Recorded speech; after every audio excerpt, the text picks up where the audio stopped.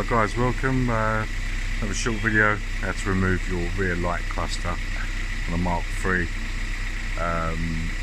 202 MR2. So you've got two screws, one there and one there.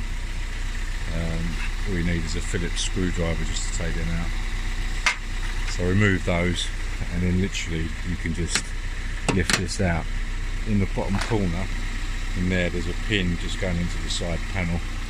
So I'm going to remove this, as it's a bit tricky to do with one-handed, and come back to you. 1 second.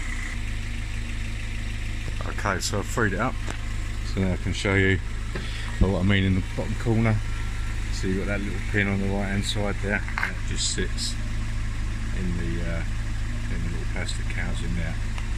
So obviously disconnect your electrics, and you're ready to change your light or upgrade. So it's literally a 5-minute job, nice and easy.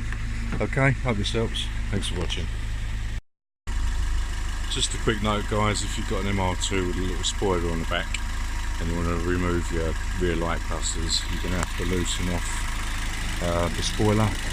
You've got little bolts and pop rivets along the back, so once you remove those, literally the pop rivets you can do with a screwdriver.